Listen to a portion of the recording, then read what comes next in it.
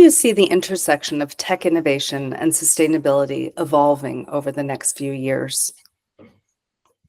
The technology is moving very quickly, actually. There is a evolution and at times, revolution happening in many aspects of technology. And we can utilize, AI, IoT, blockchain, and many of these technologies to put together a very promising sustainability solution, an area that can really help organization make progress.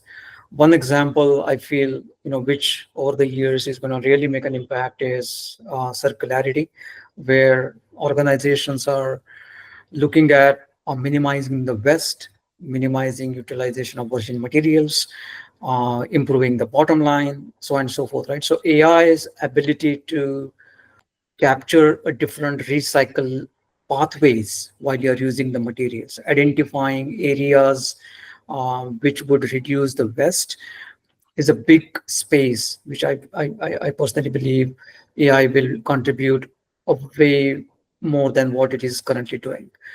The second aspect is using digital twins as an ESG accelerator. I feel a digital twin technology, which basically a digital virtualization of your factories, of your buildings, of your entire value chain, and then giving ability for the user to do what if scenarios. There are many things which you now can cost effectively manage with respect to creating these virtual environments in a digital format. That what if I improve my factory throughput by recycling this particular material, asking my vendors to provide us recycled material, what impact it would have in my process, what impact it would have in the output, how it will actually add to my bottom line. All of this can be virtualized and can be simulated in a very digitized manner. That is called digital twin. And this digital twin concept is going to add to how can we accelerate sustainability in various pockets. So that is another area in my mind that would bring in a value. The third aspect that I thought of is the business model in itself. I think the another innovation that will bring in, like, how people will engage. In my opinion, various platforms, because there will be a lot of predictability in how sustainability can be handled through AI, through digital twins, through IoT, and various other means. Organizations will start engaging on outcome-based models rather than a subscription-based. I offer you service, you pay for my service. Instead of that, suppliers will engage with OEMs with an outcome-based model that I would guarantee you that it will reduce your wastage by so and so much percentage. My carbon intensity in my products are so and below this particular percentage. So based on these outcomes, organizations will actually have financial engagements or incentives attached with various entities that are engaged with. So the technology will bring in these new business models as well, and not just technology as in form of a tools, but how do you really utilize these tools and how do we engage with customers will also change in near future. So yes, think AI, definitely will save companies time and money, and in ways I'm sure that we haven't thought of yet. And the digital twin brings back the conversation of, if you can do the what if scenarios, you can plan around the risk and try and reduce your future risk, right? And then, yes, the outcome-based model that can really, again, go back to also making companies more profitable. Yeah, an outcome-based model basically brings in win-win-win situation for all the parties, the customer, the OEM, and the supplier. So I think that is going to be an inevitable engagement model very soon.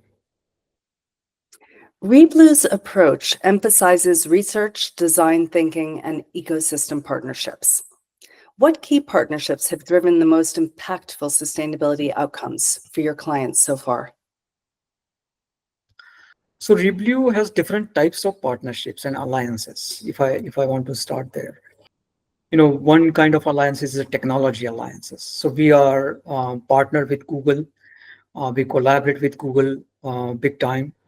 We are part of their startup academy. Working with such partners like a technology alliances and technology partners helps us making sure that we leverage on their research, on their guidelines, so we don't have to reinvent the wheel. So our go to market timeline reduces.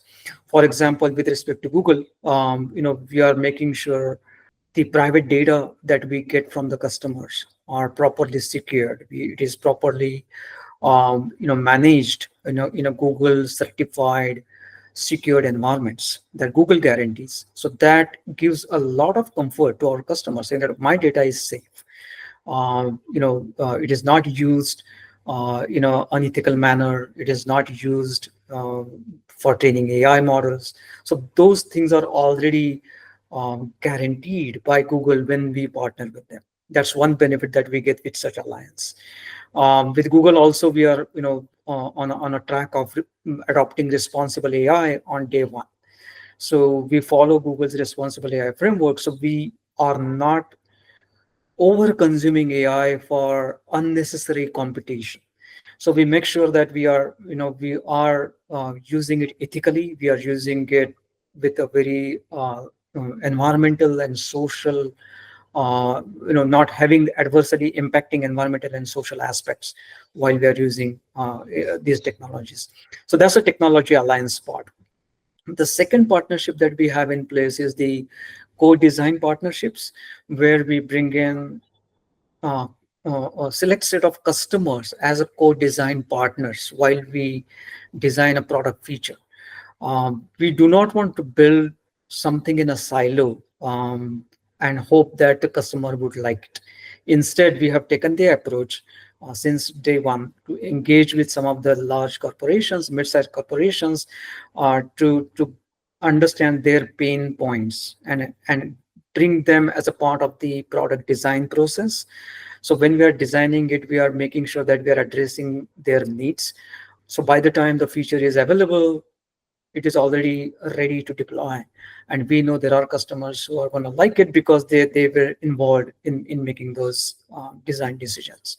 So that partnership helps us making sure that we are addressing customer needs the day the feature is out, the product is out.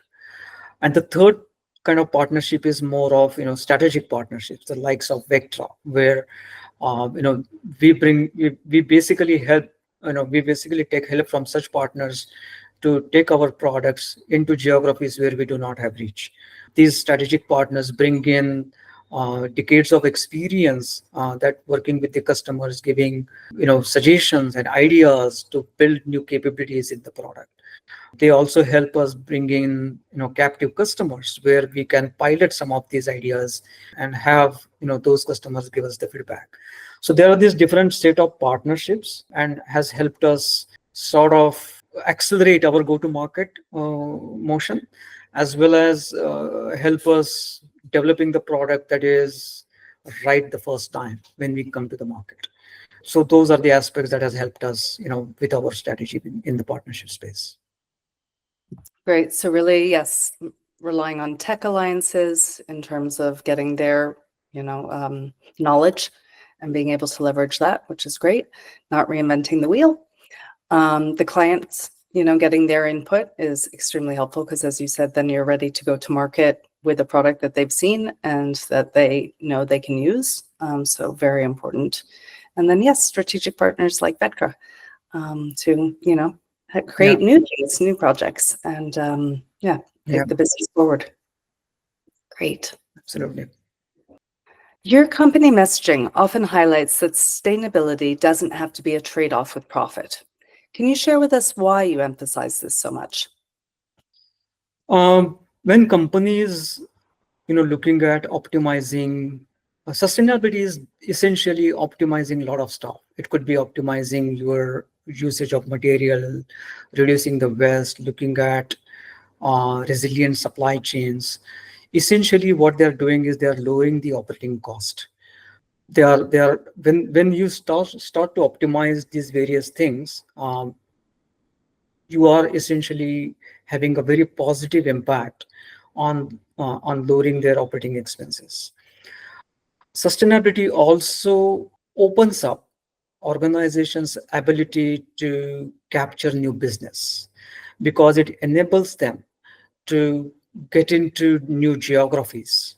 It enables them getting to new customers because the competitive advantage of not only having a great product but producing that product sustainably is immensely important for many leading organizations. So you being ready with that sort of a value proposition, because you focused on sustainability related aspects, makes you use the sustainability related programs and initiatives to drive financial growth for the organization.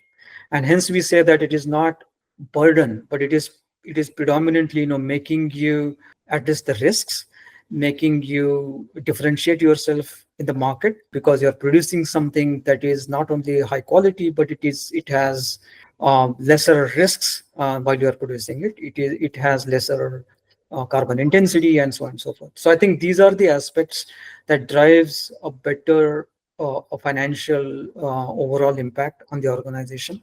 Another aspect, one of the customers that we were talking to, by looking at addressing this sustainability, they could reduce their insurance cost year over year because now the insurance companies have seen them carrying lesser number of risks than otherwise some of their peer companies in the same sector might not be viewed that way. On the multiple angles, actually sustainability helps you reduce the cost and also capitalize on the market opportunity and improve your top line. So that's what I would think. It is not anywhere a financial burden, but actually an advantage for you to improve your financial numbers. Okay, clearly. Yes, because if you can reduce your risks already, your company is probably going to do better and be more profitable. But also, valid point about indeed insurance, also, and investors being more willing to invest in your company as well, I believe, if you have that competitive advantage. So it's easier sometimes to get financing as well. Yeah, absolutely.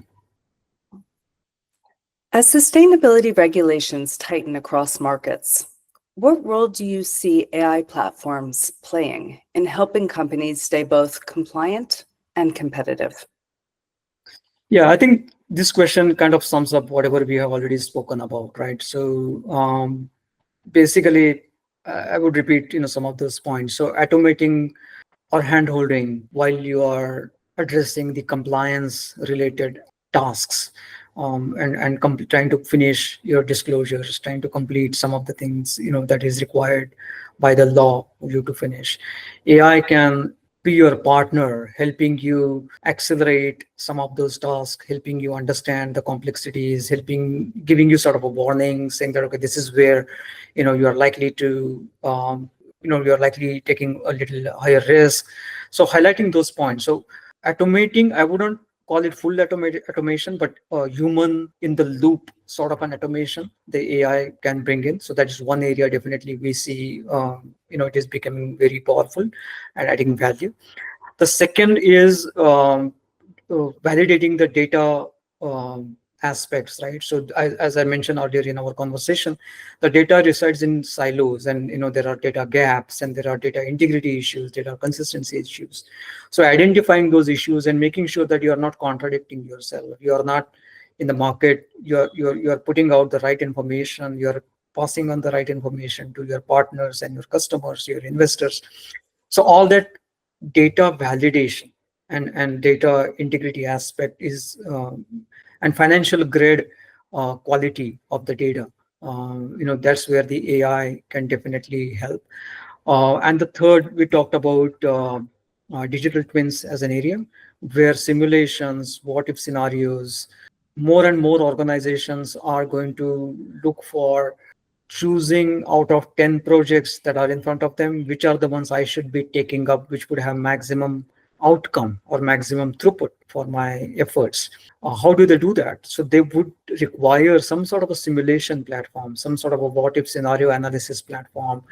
AI is very well equipped to get those data inputs and create those scenarios, create those what if conditions for you to analyze what could be these outcomes are, and then you can choose out of 10 projects the one top priority 3 projects which you would be able to take and then achieve that outcome.